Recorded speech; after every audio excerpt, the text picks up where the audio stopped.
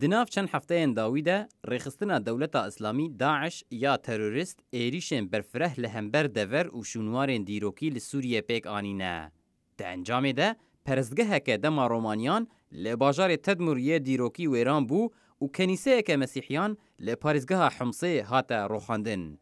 Berî wê yekê jî Daeş pisporekî arkeolojî yê bi navûdeng li Tedmûrê serjê kiribû û laşî wî li kolanekî nîşan dabû. Li gorî Ajansa UNESCO ya ser bi neteweyên yekbûyî ve kirinên wisa yên Daeş wekû tawanên şer tên jimartin. Li vê dema ku Daeş van kiriyaran dike, ew bi karanîna çekên kîmyawî li dijî Kurdan li Sûriyê û Iraqê jî tê tawanbar kirin. Gelek rêxistinên pispor yên navneteweyî jî didin zanîn ku Daeş bi rastî jî çek li dijî Kurdan bikaranîye.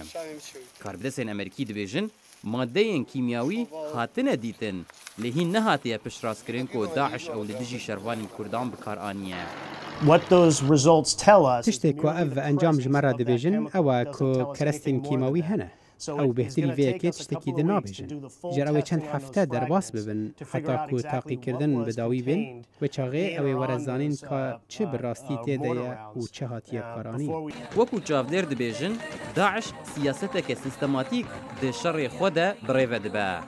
Lê dema ku firokên şer yên koalisyona navnetewî û şervanên Kurd li Sûriyê û Iraqê gelek serkeftinan li dijî wê bi dest tînin, rêxistina terorîst berê xwe dide giryarên din wekû wêrankirina kenîseyan an jî bikaranîna çekên kîmyawî.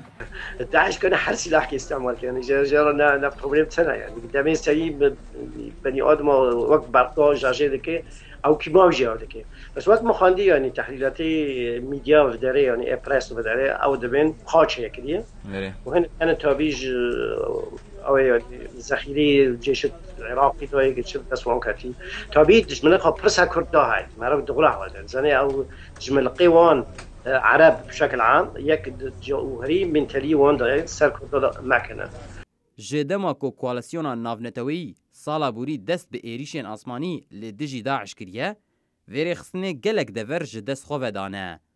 Lê di heman demê de wê gelek kirinên hovane li deverên ku hîn kontrol dike pêk aniye.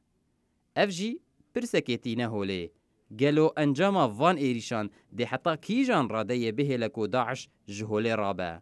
إما برأيي من عسكريا تركنا كان بس بأقل شهور كانت وقت education أو كي وتابيت سياسات تحكي عن إيه أجي تمويلي ولا أجي بريوانت كي بسكني يك سلاح جراناته لشکری جدار بنا شیشان و بنا قوقاز و بنا اروپی و بنا جبازنی نظام شیک کردن و داره همه سری پنج روانن یعنی هم ببین ولی سری پنج سوری و عراقی نه سری پنج دن سروکه وانجی نه نه سوری نه وکی دیاره داعش خودی آجنده که برفره و دمدریجه کود دمک کرد ده بداوی نابه گفه ویجی نتنه لسر خلکیه لیبله لسر دیروک و کلتورا هرمه کو ودگره صدین سالان دبه کو به هویتیا داعش یا بردوام و ویرانکرین ویا سیستماتیک ایدی جهان رشد ببه کو بریارا تنکرین وی بکن آرمانجا خواه یا سرکه سیروان قرچو دنگ امریکا